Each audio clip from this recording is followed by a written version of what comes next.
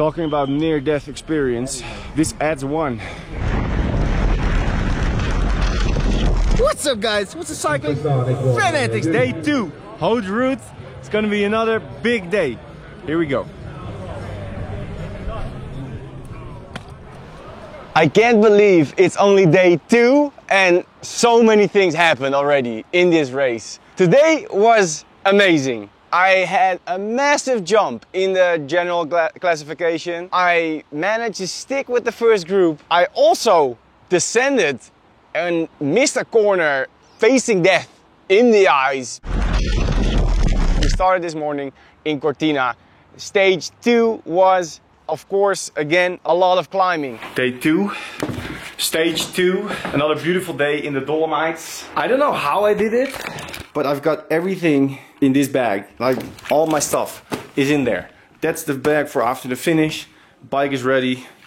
Let's go. It's cold again like yesterday, but the forecast for today is a lot less cold than yesterday. So I'm wearing a thinner base layer. I'm not gonna wear the leg warmers on the race. So we have this bag for, so I'm gonna give it to the guys at the start. And on for day 2. Falzarego and Valles, both are over 2,000 meter finishes again, like yesterday. So another hard day. After yesterday, I really wanted to make up some time. I was happy with 25th. But I felt like I lost a few places because I took too long at that, bottle stop at the top of the second climb. So I was trying to stay with the first group as long as I could because I knew there were some flatter sections in the first climb and a little descent.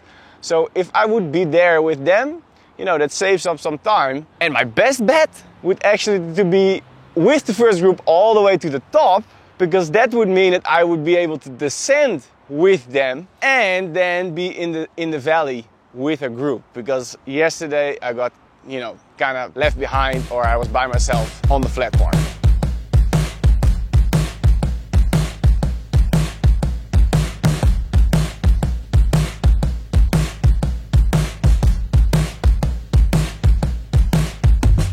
After yesterday, legs feel a bit stiff, but still very good. And I was looking at my power. I had to push a lot of power. First group attacked already, but they didn't pull through, so we're back. I'm pushing quite high numbers for my heavy body. I'm having to do 380 to 400 sometimes to keep up. Not sure if I can make it to the top. I think the first 15 or 20 minutes I was on 360 watts, and remember, we are already at 1500 meters and higher, so this was definitely my threshold. My heart rate was going up. It was still 10 beats below threshold, so that was pretty good. So I was sort of aiming at that power, but also my heart rate. But when you want to stay with a group, you need to stay with the group. You can't always maintain your own cadence or your own pace, because then you're just gonna lose them. So I pushed harder than I wanted to on some parts, but this got me with the group on that flatter sections, which I wanted to. So that was awesome. It's about 3K to the top. I'm still with the first group. Unexpected, which is gonna save some watts and it's gonna up the speed because I can stay in the draft. The climb went on and it went on, and at some point I'm like, okay, from here it's only 10 minutes to the top. I'm gonna stay with them to the top. Then we started the descent. Dude, this was fun. Coming over the top, there's like the first 10 to 20 riders were okay at descending, pretty good, but I was way better. I just felt like, okay, now that I made it to the top in this first group, I want to get to the bottom first one of the race. So I overtake these few guys on the first couple corners, and then I was in the front.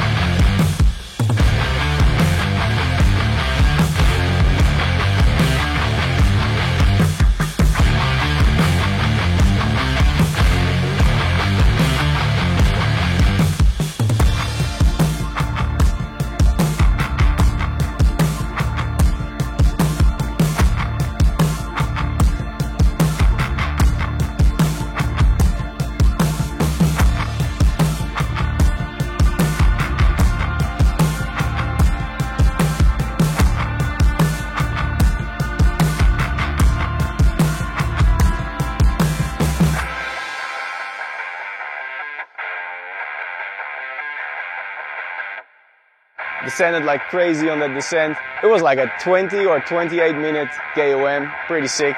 These guys were hammering in the valley.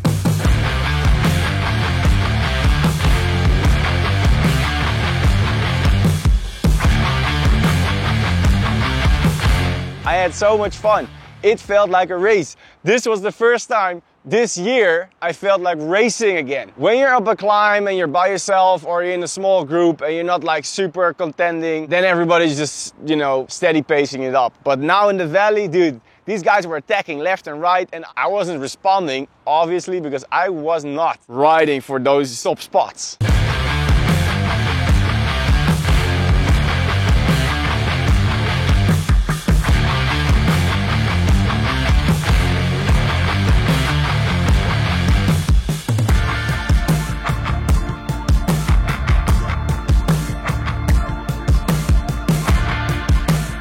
This was just what I needed to make up time in the GC, was to be there in the valley with a few riders that were going super fast, and I was in the draft getting the ride to the second climb. Well, on the second climb, I was in the first group except that one guy that attacked, and obviously they wanted to bring back the first rider. So they went pretty fast, and me and another rider were kind of dropped out of that first group, and this was Stelvio Man. We're at the beginning of the second climb. What's your name? Stelvio Man. Stelvio Man. Okay, I'm with Stelvio Man. I'm from the Netherlands. Bormio. Oh, you're riding a home race. The horses smell the stable. Later in this video, I've got more about Stelvio Man. I have a good relation with pain. What a strong guy he was. We rode all the way. Actually, he pulled. Yeah, unfortunately at this point of the story, my wireless microphone's battery died, so I have no more audio on this part, which is too bad because it was a great story. To give you an idea of Stelvio Man, he's basically a mix of Chris Froome and Arnold Schwarzenegger. It's Arnie on the bike, well, with a little bit of the Terminator, and we have a pretty good approximation. As he lives in Bormio, I assumed he would know most of the roads very well. And while I was in his wheel, it turned out to be a perfect pace for me to keep up on this climb. So I was super happy to sit in for the ride. As the climb went on, we picked up some riders that were dropped out of that first group, and some other riders joined us after missing that fast race action in the valley. A little bit less than 10k to go to the top of Col de Valais. Current elevation 1300 meters. The top is over 2000, so we have 700 to go. Stelvio Man is taking some nice pulls. So now we had a solid second group on this climb with Stelvio Man, Mitch from Colorado that I rode with on the last climb yesterday, John from England, and Antonioli from Italy. Most of the time it was Stelvio Man at the front. This stage was originally 135 kilometers plus 25k of transit kilometers to Trento. But the race organization changed the race and the timed segment was cut off after about 75 kilometers, about halfway the second descent, making the race much shorter. We would still have to ride to Trento, but this was not part of the race timing. So during this climb, I was thinking of my master plan to make up some time on these dudes. Since they're all climbing very well, the only way was descending faster. So my idea was to stay with them to the top and race downhill full gas until the timing would end.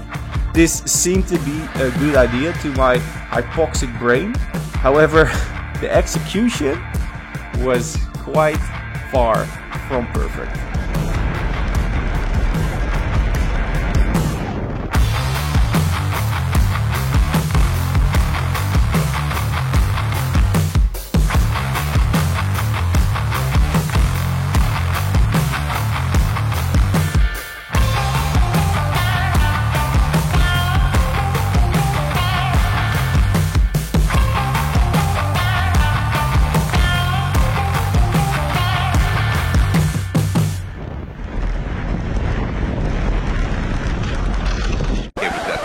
That he knew.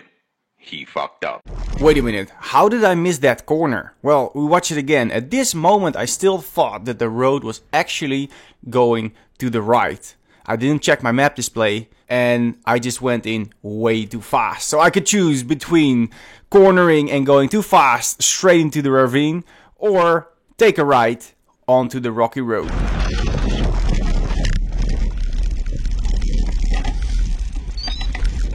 Fucking hell. Well, that certainly got my adrenaline flowing, and it also put me into the last wheel of this group. So, here we go again.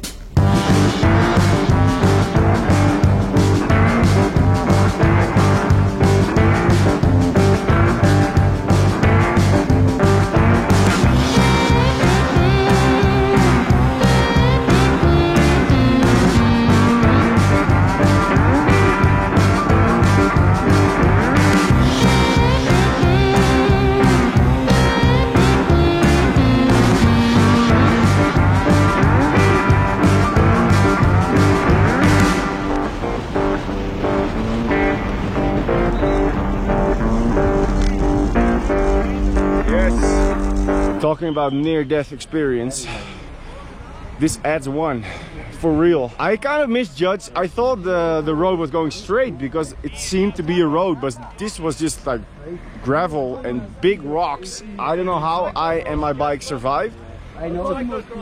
This was crazy, huh? Yeah, I know, but I didn't see it. I just misjudged the corner. Like I said, I don't know how my bike survived that, but I'm still there. So this is actually where the race stops. But we still have, what, 90 kilometers to ride? Yes, another 90k to ride to transition all the way to Trento. Because remember, we started in Cortina and we had to go to Trento because that was our next hotel, our next start location for tomorrow's race. And it was mandatory kilometers, you couldn't get in the car, you had to ride it by bike. But the best was still to come. We were on our way to a feeding station, which was not timed. And everybody was looking forward to the food. Out of all the races, Grand Fondos and all that stuff I raced, usually I don't stop, or I minimize stopping time at the feeding zone. But since this one is out of the timed race, we can finally stop, relax, get some food, and then get back on the bike. Oat bars, gels, normal food. Stelvio man, how come you're so strong? Because I have a good relation with pain. How many times have you rode up the Stelvio? Between 400 and 500. Really? Times up. What, you do it every day or? I'm 49. I'm Okay. old. Basically it's your backyard. Yeah. So you get out the door. Oh, Stelvio, let's ride up the Stelvio today. I have hated it for half of my time, but now I love it. Walnut bread. You definitely don't want to eat this on a climb. You better appreciate the food station at the top of Gabi tomorrow. Yes. With everything you're gonna find for eating, it will be good. Because you're completely wasted at the top. You fucked up. I know Gambia very well. I've done it many times. Yeah? Not as many as you, but many times. I've done it 231 times. 231. It was a challenge between me and a nice man. This old guy, he passed away 2 years ago. He did 553. This feeding station is the best feeding station experience I've ever had. The combination of the quality of the food, we've got time to enjoy it, we've done our work for the day because the timing's stopped already. Yeah. It just couldn't be better. But we still have almost 60k to get to Trento, eh? But we have Stelvio, man. Exactly. Let's go. So we continued down to Trento. It was mostly downhill through a lot of traffic, a lot of small villages, and it really became clear to us why this was not part of the timed part of the race. I don't think it was going to be very safe to be racing full gas through these downs and through traffic. So this was a good choice by the organization.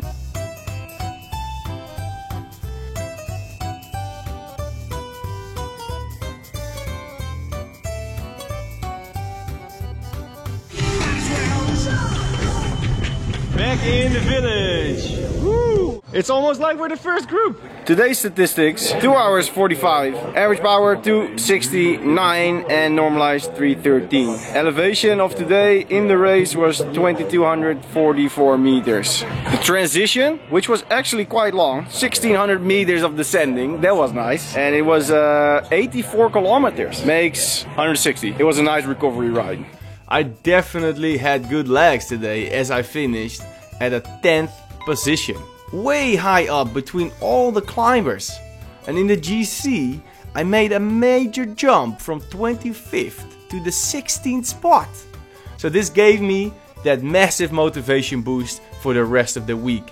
It really upped my expectations. Guys, make sure you hit the like button, subscribe to the channel, and do not miss next week's episode on the Gavia, because that climb was crazy.